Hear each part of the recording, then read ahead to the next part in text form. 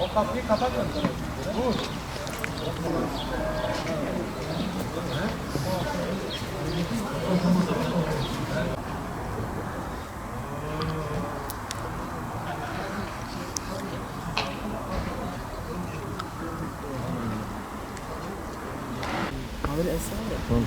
Aksa tufanına destek basın açıklaması. Bismillahirrahmanirrahim. Hamd alemlerin Rabbi olan Allah'a, salat ve selam son peygamber Hazreti Muhammed Mustafa'ya, âline, ashabına ve kıyamete kadar onun yolunu sürdürenlerin üzerine olsun. Bir kısım insanlar müminlere, düşmanlarınız olan insanlar size karşı asker topladılar. Aman sakının onlardan dediklerinde bu onların imanlarını artırdı ve Allah bize yeter, o ne güzel vekildir dediler. Siyonist terör şebekesi yıllardır sistematik olarak Filistin halkına katliamlar yağdırıyor. Çoluk çocuk, kadın erkek, yaşlı genç demeden adeta ölüm yağdırıyor. Hiçbir insani ve ahlaki değerlere sahip olmayan bu terör çetesi adeta soykırım uyguluyor.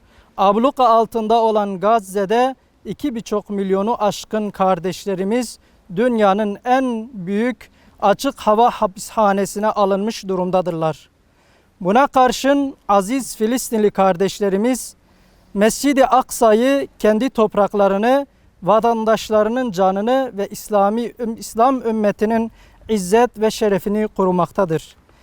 Siyonist terör şebekesi açık bir şekilde emperyalist güçleri ve ikiyüzlü Batı'nın da desteğini alarak Filistin halkına karşı savaş suçu işlemekte, sivil halkı vahşice katletmektedir.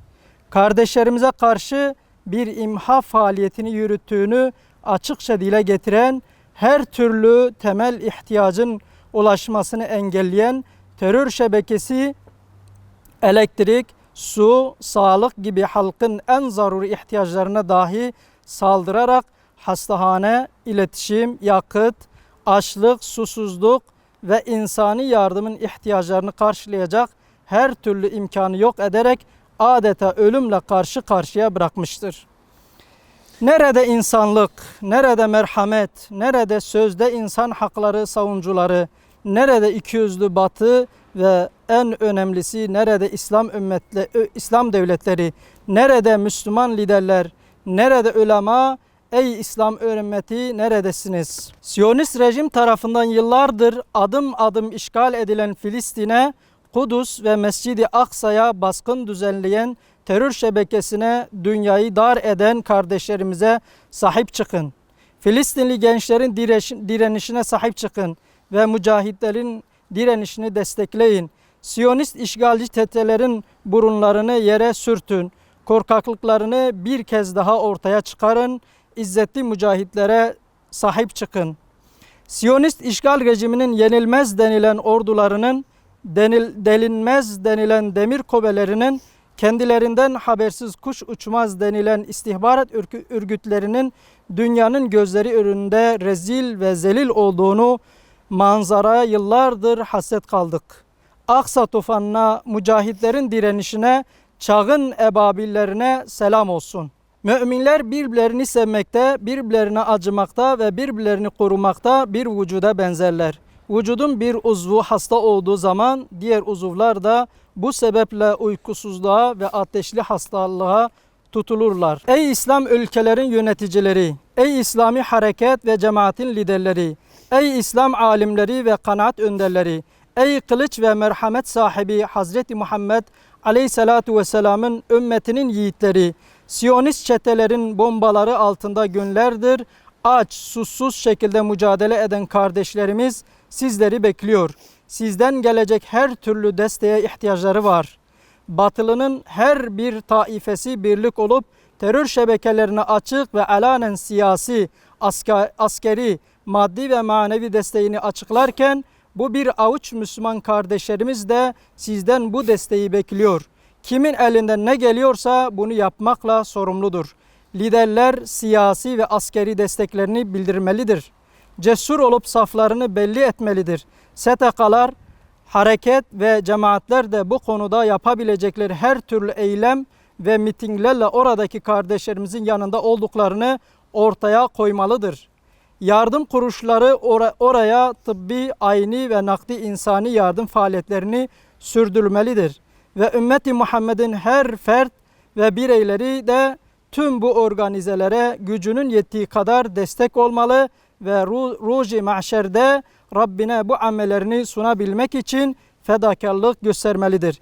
Yapılan her türlü insani yardımın oradaki kardeşlerimizin direnişine destek olacağını şuuruyla Allah'ın verdiği rızkı oradaki kardeşlerimizle paylaşmalıyız. İttihadül Ulema olarak her türlü imkanımızla ilk kıblemiz olan Mescid-i Aksa'nın ve direnişin yanında olduğumuzu bir kez daha en yüksek sesle haykırıyoruz. Filistin, Kudüs ve Mescid-i Aksa'nın özgürlüğüne giden her meşru eylemin yanındayız ve destekçisiyiz.